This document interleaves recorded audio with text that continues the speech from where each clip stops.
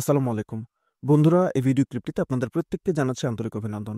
এই ভিডিও ক্লিপটিতে আমরা reciprocal pronoun সম্পর্কে জানার চেষ্টা করব। প্রথমে আমরা যদি প্রচলিত একটা সংজ্ঞা আপনাদের সামনে উপস্থাপন করতে চাই, তাহলে আমরা বলতে পারি যে প্রোনাউন দ্বারা দুই বা ততোধিক ব্যক্তির মধ্যে পরস্পরকে বোঝায় তাকে রিসিপ্রোকাল প্রোনাউন বলা হয়।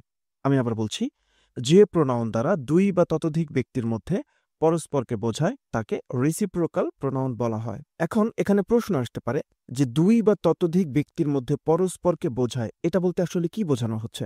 সমস্যা নেই বন্ধুরা, আমরা এই ভিডিও ক্লিপে খুব সহজভাবেই এই বিষয়টাকে উপস্থাপন করব। রিসিপ্রোকাল প্রোনাউনকে খুব সহজে বোঝার জন্য আমরা একটা বিষয়কে বিবেচনায় নিতে পারি বা চিন্তা করতে পারি। যেমন রিসিপ্রোকাল প্রোনাউন, এই কথাটির মধ্যে রিসিপ্রোকাল এই শব্দটি রয়েছে। রিসিপ্রোকালকে আমরা একটু ভিন্নভাবে চিন্তা করতে পারি, এটাকে আমরা রিসিভ চিন্তা করতে পারি। রিসিভ সহজে মনে রাখার জন্য এভাবে আমরা চিন্তা করতে পারি। এটাকে যৌক্তিক বিবেচনা করার প্রয়োজন নেই আমাদের, বাট সহজে মনে রাখার জন্য। রিসিভ করা মানে কি? গ্রহণ করা।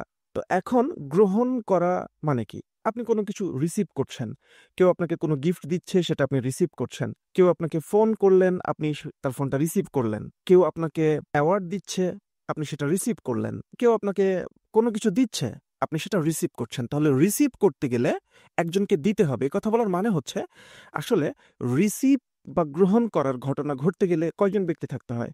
রিসিভ করা মানে গ্রহণ করা, কেউ কোনো কিছু গ্রহণ করতে চায়, এই ঘটনাটা ঘটতে গেলে সেখানে ন্যূনতম দুইজন ব্যক্তিকে থাকতে হবে। অর্থাৎ একজনকে দিতে হবে, একজনকে সেটা রিসিভ করতে হবে। নিজে নিজে তো রিসিভ করা যায় না। কেউ কোনো কিছু যদি না পাঠায়, আমাকে কেউ কোনো কিছু যদি না দেয়, তাহলে আমি সেটা রিসিভ করতে পারি না। তাহলে রিসিভ করার ঘটনা যদি ঘটতে হয়, তাহলে সেখানে ন্যূনতম দুইজন ব্যক্তি থাকতে হবে। দুইয়ের বেশিও থাকতে পারে। এই কথাটি বললে আসলে আমি কোন বিষয়টাকে ইন্ডিকেট করার চেষ্টা করছি? এই কথাটি বলে আমি মূলত সেই বিষয়টাকে ইন্ডিকেট করার চেষ্টা করছি বন্ধুরা, সেটা হচ্ছে যে রিসিপ্রোকাল এই শব্দটিকে আমরা রিসিভ চিন্তা করতে পারি। তাহলে যেমনিভাবে কোনো কিছু রিসিভ করতে গেলে ন্যূনতম দুইজন ব্যক্তির প্রয়োজন হয় বা দুইয়ের বেশি ব্যক্তির প্রয়োজন হয়, রিসিপ্রোকাল তেমনিভাবে দুই বা ততোধিক ব্যক্তির মধ্যে পরস্পরকে বোঝায়। রিসিপ্রোকাল, রিসিভ, এভাবে আমরা চিন্তা করতে পারি, জাস্ট মনে রাখার সুবিধার জন্য বা বোঝার সুবিধার জন্য। এবার আমরা উদাহরণ দিলে বিষয়গুলো খুব সহজভাবে বোঝা যাবে। চলুন বন্ধুরা, আমরা কিছু উদাহরণ খেয়াল করি। সাধারণত ইচ আদার এবং ওয়ান অ্যানাদার কে রিসিপ্রোকাল প্রোনাউন হিসেবে ব্যবহার করা হয়। ইংরেজি গ্রামারে সবচেয়ে বহুল ব্যবহৃত দুইটা রিসিপ্রোকাল প্রোনাউন হচ্ছে each other, one another. Each other ব্যবহার করা হয় দুইজনের মধ্যে হলে, ইচ আদার ব্যবহার করা হয় দুইজনের মধ্যে কোনো কিছু হয়েছে এমনটি বোঝাতে ইচ আদার ব্যবহার করা হয়। আর দুইয়ের বেশি ব্যক্তির মধ্যে কোনো কিছু ঘটেছে বা কোনো কিছু হয়েছে, কোনো কিছু হচ্ছে, কোনো কিছু হবে, এমনটা বোঝাতে আমরা ব্যবহার করি ওয়ান অ্যানাদার। এবার আমরা কিছু সেন্টেন্স খেয়াল করি বন্ধুরা। The two boys help each other. The two boys help each other. দুইটা ছেলে, তারা একজন আরেকজনকে হেল্প করে, একজন আরেকজনকে সাহায্য করে। তাহলে ইচ আদার কাকে ইন্ডিকেট করছে? ইচ আদার এটা হচ্ছে ওই যে টু বয়েজ, ওই দুইটা ছেলেকে ইন্ডিকেট করছে, তাই না? তাহলে টু বয়েজ কি ছিল? নাউন ছিল। টু বয়েজ নাউন ছিল বা বয়েজ নাউন ছিল। বয়েজকে ইন্ডিকেট করছে বা টু বয়েজকে ইন্ডিকেট করছে ইচ আদার। তাহলে যেহেতু সে নাউনকে ইন্ডিকেট করছে, এর জন্য প্রোনাউন। রিসিপ্রোকাল কেন? দুইজন ব্যক্তির মধ্যে হচ্ছে। দ্য টু বয়েজ, একটা ছেলে আরেকজনকে, এবং আরেকটা ছেলে আরেকজনকে, একজন আরেকজনকে সাহায্য করছে। তাহলে দুইজনের মধ্যে হলে সেটা কি হয়? ইচ আদার হয়। দুইজনের মধ্যে হলে ইচ আদার। এখানে ইচ আদার এটা হচ্ছে রিসিপ্রোকাল প্রোনাউন। কিন্তু যদি বলা হয় যে দুইজনের বেশি ব্যক্তি হলে, যদি কোনো কিছু দুইজনের বেশি ব্যক্তির মধ্যে হয়, দুইজনের বেশি ব্যক্তিকে বা দুইজনের বেশি পরস্পরকে বোঝানোর জন্য ওয়ান অ্যানাদার ব্যবহার করা হয়। যেমন আমরা একটা সেন্টেন্স দেখতে পারি বন্ধুরা, all the politicians of our country should respect one another. বলা হচ্ছে আমাদের দেশে যারা পলিটিশিয়ান আছেন তাদের প্রত্যেকের উচিত একজন আরেকজনকে সম্মান করা। আমাদের দেশের পলিটিশিয়ানরা একজন আরেকজনকে দেখতে পারেন না, একজন আরেকজনের পেছনে লেগে থাকেন, সমালোচনা করেন। সমালোচনা পর্যায়ে মাঝে মাঝে ব্যক্তি সমালোচনা পর্যায়ে চলে যায়। পলিটিক্সের স্বাভাবিক যে সমালোচনা করার স্বাভাবিক যে যৌক্তিক ভাষা, সেটাকে ছাপিয়ে তারা খুবই আক্রমণাত্মক পর্যায়ে চলে যান। সবাই না, অনেকেই সেটা করেন। তো আমাদের দেশে যেহেতু পলিটিশিয়ান অনেক ব্যক্তি আছে, দুইজন তিনজন চারজন ব্যক্তি না, অনেক ব্যক্তি আছে, তো দুইয়ের বেশি ব্যক্তিকে বোঝানোর জন্য আমরা কি ব্যবহার করি বন্ধুরা? ওয়ান অ্যানাদার ব্যবহার করি। All the politicians of our country should respect one another. দুইয়ের বেশি ব্যক্তির মধ্যে হলে কি হবে? One another. তাহলে ওয়ান অ্যানাদার এখানে রিসিপ্রোকাল প্রোনাউন। এই ওয়ান অ্যানাদার একজন আরেকজনকে সম্মান করবে, এই যে কনসেপ্টটা আমি প্রকাশ করার চেষ্টা করছি। ওয়ান অ্যানাদার দ্বারা আসলে কাকে বোঝাচ্ছি? আমি পলিটিশিয়ানসদেরকে বোঝাচ্ছি। তাহলে পলিটিশিয়ানস যারা, রাজনীতিবিদ যারা, তারা হচ্ছে নাউন। পলিটিশিয়ানস এই শব্দটা হচ্ছে নাউন।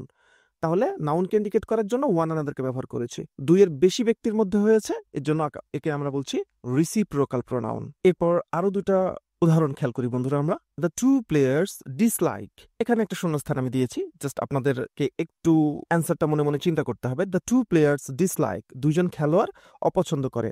তাহলে দুইজন ব্যক্তির মধ্যে অপছন্দের একটা সম্পর্ক বিদ্যমান রয়েছে, তাদের মধ্যে একজন আরেকজনকে অপছন্দ করে, পরস্পর যে সম্পর্ক রয়েছে সেটা অপছন্দের সম্পর্ক, পছন্দের সম্পর্ক নয়। তো দুইজন ব্যক্তির মধ্যে হলে কি ধরনের রিসিপ্রোকাল প্রোনাউন আমরা ব্যবহার করি? দুইজনের মধ্যে হলে আমরা ব্যবহার করি ইচ আদার। তাহলে এখানে যদি শূন্যস্থান থাকে তাহলে শূন্যস্থানে আমাদেরকে কোন প্রোনাউনটি বসাতে হতে পারে? Each other, exactly. The two players dislike each other, দুইজন খেলোয়াড় একে অপরকে অপছন্দ করে। এখানে ইচ আদারকে আমরা বলছি রিসিপ্রোকাল প্রোনাউন। কেন? ওই যে টু প্লেয়ার্সকে ইন্ডিকেট করছে। প্লেয়ার্স এখানে নাউন, নাউনের পরিবর্তে বসছে ইচ আদার এবং এরা দুইজনকে বোঝাচ্ছে। দুইজনের মধ্যে হলে সেটাকে আমরা কি বলি? Reciprocal pronoun. তাহলে ইচ আদারকে আমরা কখন ব্যবহার করি? দুইজন ব্যক্তির মধ্যে কোনো কিছু হচ্ছে এমন অবস্থায় আমরা ইচ আদার ব্যবহার করি। এরপরে উদাহরণটা যদি আমরা এইভাবে উপস্থাপন করি বন্ধুরা, দ্য 5 স্টুডেন্টস হেল্প ড্যাশ, 5 জন স্টুডেন্ট কি করছে? তারা হেল্প করছে, একজন আরেকজনকে হেল্প করছে, এরকম একটা অর্থ তৈরি করার চেষ্টা করা হচ্ছে এখানে। তাহলে 5 জন ব্যক্তি হলে কি হবে? দুইয়ের বেশি হলে সেখানে হবে ওয়ান অ্যানাদার। তাহলে সঠিক অ্যান্সারটা কি হতো? The 5 students help one another, 5 জন স্টুডেন্ট একে অপরকে সাহায্য করে। তাহলে এখন ওয়ান অ্যানাদার এটাকে আমরা বলছি রিসিপ্রোকাল প্রোনাউন। কেন? দুইজন ব্যক্তির বেশি কে বোঝাচ্ছে, দুইজনের বেশি বোঝাচ্ছে। দুইজনের বেশি পরস্পরকে বোঝানোর জন্য আমরা কি ব্যবহার করি? One another. ওয়ান অ্যানাদার এখানে স্টুডেন্টস এদের পরিবর্তে বসছে, এর জন্য নাউন, এবং দুইয়ের বেশি হলে সেটা কি হয়? ওয়ান অ্যানাদার হয়। এখানে ওয়ান অ্যানাদারটা হচ্ছে মূলত রিসিপ্রোকাল প্রোনাউন। ইংরেজি গ্রামারের সবচেয়ে বহুল ব্যবহৃত দুইটা রিসিপ্রোকাল প্রোনাউন হচ্ছে ইচ আদার, ওয়ান অ্যানাদার। আমি আবার বলছি, ইচ আদার কখন ব্যবহার করা হয়? দুইজনের ক্ষেত্রে ইচ আদার ব্যবহার করা হয়, দুইয়ের বেশি হলে আমরা ব্যবহার করি ওয়ান অ্যানাদার। এই বিষয়টা মাথায় রাখতে হবে বন্ধুরা। তাহলে রিসিপ্রোকাল প্রোনাউনের যে সংজ্ঞাটা আমরা আপনাদের সামনে উপস্থাপন করেছিলাম, যে প্রোনাউন দ্বারা দুই বা ততোধিক ব্যক্তির মধ্যে পরস্পরকে বোঝায় তাকে রিসিপ্রোকাল প্রোনাউন বলা হয়। দুইজন ব্যক্তির মধ্যে হয়েছে এমন কোনো কিছু বোঝাতে আমরা ইচ আদার ব্যবহার করি। দুইয়ের বেশি ব্যক্তির মধ্যে হয়েছে এরকম কোনো কিছু হলে সেখানে আমরা ওয়ান অ্যানাদার ব্যবহার করি। বন্ধুরা, আশা করি এই ভিডিও ক্লিপ থেকে উপকৃত হবেন। অসংখ্য ধন্যবাদ।